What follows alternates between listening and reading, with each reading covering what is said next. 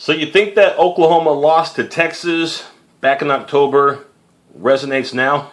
Tell you the truth, little does that matter now. Since then, 7 straight wins, and Saturday night in Stillwater might have been the best performance for the Sooners offensively and defensively during this winning streak. Make it 11-1, make it a 9th Big 12 championship with a pounding over the Pokes. 58-23 over Oklahoma State.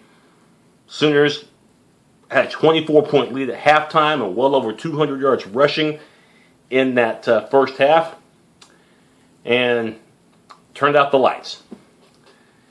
Big picture, though, the college football playoff, and just barring something unforeseen or unpredictable by the College Football Playoff Committee, and of course, we don't know what they're thinking, and there's 2 more polls to go, the one on Tuesday, December the 1st, and then the poll that matters the most, their final poll on Sunday, December 6th, just 8 days from now.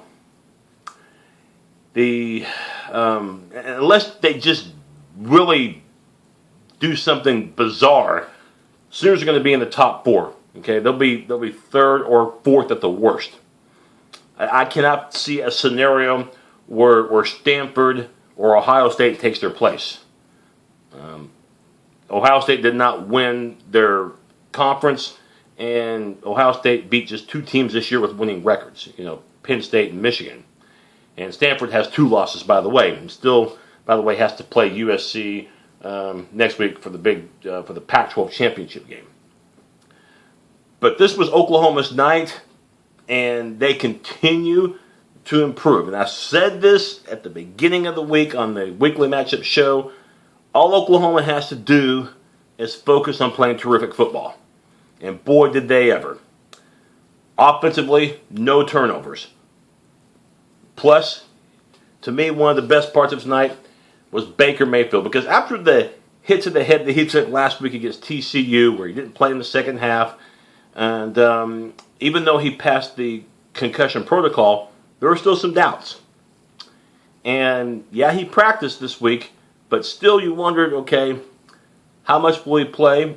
And if he plays a normal amount, like we've seen, how will he be physically, but also mentally as well? Because a hit like he took, for a guy who we see every week truly show his emotions outwardly, a hit like that can really humble someone. And maybe it takes away your aggressiveness because you're thinking about that hit again. So you watch the way Mayfield played tonight, and there's a reason why I think he's going to get invited at the very minimum to New York for the Heisman Trophy. He'll get a New York invite, which very few get. Baker Mayfield, it's almost like that hit never took place against TCU because he was aggressive. How aggressive? He had nearly 80 yards rushing, okay? He wasn't afraid of contact. As a matter of fact, the Joe Mixon run that we saw for a touchdown that really opened this game for the Sooners, one of the key blocks that was thrown was by Baker Mayfield, who actually knocked the guy down that he was blocking. So, to me, Baker Mayfield still has that spunk. He still has that punky QB type attitude. He's a confident quarterback. And he was effective throwing the ball. Now, yardage-wise, it wasn't a big night for him, but he was consistent. He counted for touchdown passes, and I think even more importantly, he was a 2-dimensional quarterback, okay? When it wasn't there, he was able to run and have success. And, by the way, he played the entire game. That surprised me a little bit. They're up 4 TDs in the fourth quarter, and he's still out there.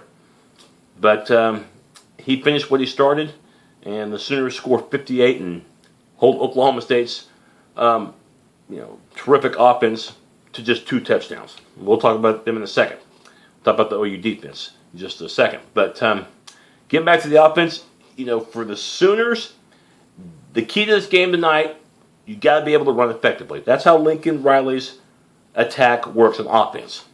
And it's the biggest reason why, since the OU lost to Texas in early October, the Sooners have looked like a different team. Why they've won 7 in a row. It's because they've invested heavily in the ground attack. Offensive line, Katatati, talking about Alvarez, Darlington, and of course, Brown, and don't forget about Mark Andrews, at tight end. These guys, along with others, for that Oklahoma offensive line unit, they've gotten the job done. They've opened the holes, and tonight both, Mixon and P. Ryan had over 130 yards apiece. Very effective. And remember, Mixon unfortunately, re-injures the ankle in the second half, but goes back in, has that thing wrapped up pretty good. I don't know how many rolls of tape they put on that left ankle, but he went back in there, and again, he wanted more, even though the Sooners had the game, well out of the reach of the Cowboys. Offensively, the Sooners sizzled. And defensively, man, oh man, this game was won at the defensive line, wasn't it? I mean, you see the way that, DJ Ward played, and also, too, other guys up front, talking about Charles Tapper, Charles Walker, and Matt Diamond. And how about, of course, Eric Stryker when he was lined up outside them? And he was, they had him going all the time tonight, did Mike Stoops, the defensive coordinator. Brilliant game called to make sure that J.W. Walsh wasn't comfortable in the pocket. Bring the pressure. Bring the heat. Hey, he completed some passes. I give Walsh credit for that. I think he completed 10 of his first 12. And by the way, in this game, he completed some passes under a lot of duress. They had Stryker coming. They had the outside pressure coming. But there were times as well where Stryker was very disruptive. If he didn't get to the quarterback, he was going to make the quarterback throw early. And the only series tonight that Mason Rudolph played, he had the broken bone in his foot, which kept him out of the entire game except for one series. And he was 0 for 3. And on that third down play, when OU already had a sizable lead, again, Stryker brought pressure. And even though he was engaged in a block on the pressure, he drove the left tackle back toward Rudolph. And Rudolph might have thrown it might early. He definitely underthrew it. And Jordan Thomas, got a pick 6 off of it. And by the way, Thomas got another interception later on and returned that one deep.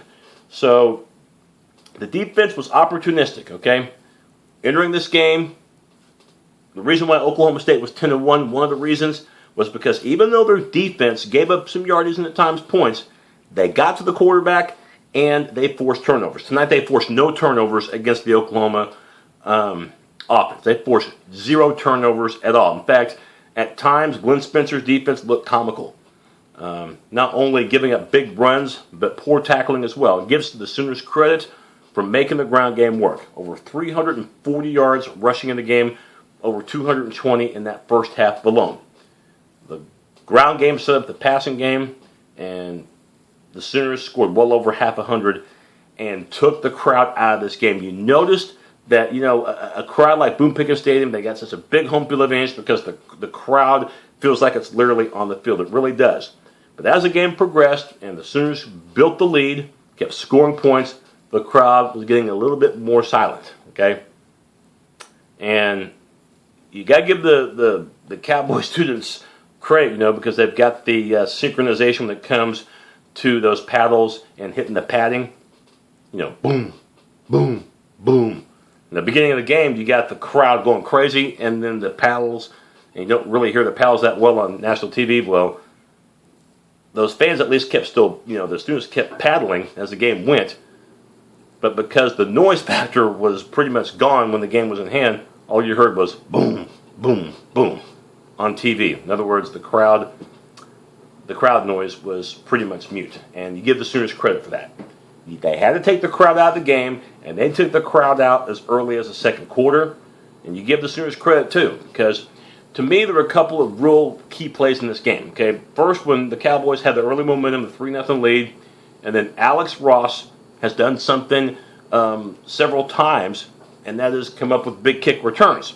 Of course, that was last year. Hadn't seen it this year until now with a 90-yard kickoff return.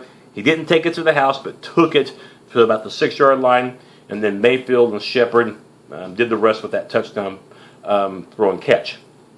And then when it was 10-7 Cowboys, and again the crowd feeling good about themselves, OU had just been stopped, and the Cowboys get the ball back, and then OU, of course, forces a 3-and-out on their own. And then that's when we see P. Ryan with the big run to make it 14-10. And it was a night of big plays. But also, too, in the second half, we saw the Sooners drive the ball the length of the field as well. a dominating performance by the Sooners in every way, facet, and form. And for Bob Stoops, even though he's had a good record in Stillwater, he's never been able to win a game like this in terms of the domination part. Yeah, in 2008, they beat Oklahoma State by 20 at 61-41, Sam Bradford's Heisman Trophy year.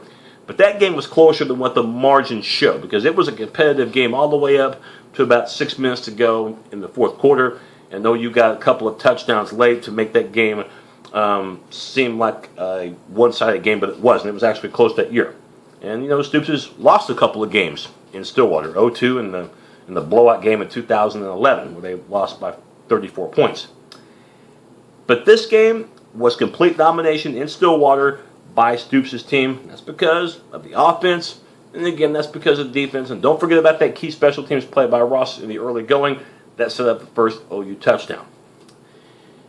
In terms of Oklahoma State, as far as a bowl game goes, 10-2 for the year for Mike Gundy's team. It's a good season. I don't know if they're going to get a major bowl game. Of course, if Baylor beats Texas, Baylor might get the benefit of the doubt as far as the Sugar Bowl, because that's where the Big X or the Big 12 champion would go. But of course, OU looks like they're going to go to the playoff. So in that case, it would extend to the runner-up in the Big 12, and that could very well be Baylor. See Baylor beat Oklahoma State head-to-head. We'll have to see how all that plays out, though, because again, Baylor plays Texas next week. And if they don't go to the Sugar Bowl, possibly the Alamo Bowl, which is still a good bowl game, but not a major bowl. And for the Sooners, it's, again, I've said it before, I'll say it again, I can't foresee them not getting to the college football playoff. I mean, Notre Dame, who is really the only other threat as far as, getting Oklahoma's spot, if the Sooners won tonight, which they did, they lose on the final play in the heartbreaking loss to Stanford, 38-36. Stanford, by the way, if they beat USC next week, would finish at 11-2, have a good case for the playoff, but of course the 2 losses as opposed to OU's 1. That's a big, big difference right there, probably in the committee's eyes. And again, the eye test tonight, I'm sure the committee, after watching that game, has to think, man, whew, beat the number 11 team in the country on the road by 35 points. You can't ignore that. And Ohio State's got 1 loss this season, but the problem with Ohio State, 2 things. One, they will not get a chance to defend their Big Ten championship because Michigan State will play Iowa. And that hurts the Buckeyes' chances. And the other thing for Ohio State, they only have 2 wins this year against teams with winning records. And I believe they are Penn State and Michigan. So that will, no question, hurt Ohio State's resume. The Sooners, it'd be a shock if they don't get in. And, of course, they'll know the official announcement in the final poll on December the 6th. All you got to do is finish in the top 4, and it looks like the Sooners are well on their way to doing that. Final score again, 58-23. Again, hard to believe. It was a Bedlam beatdown, and Bob Stoops now 9-2 against Mike Gundy, and it's another Big 12 championship. That's 9 for Oklahoma, more than anybody else easily. Back number 2 on the list, that's Baylor, Kansas State, Texas, and the team that's no longer in the Big 12 and hasn't been for a while, Nebraska. Each of those schools have 2 Big 12 football championships. So OU clearly head and shoulders above the rest when it comes to Big 12 titles. Congratulations to Bob Stoops. Congratulations to Mike Stoops, the defensive coordinator, and the offensive coordinator, Lincoln Riley.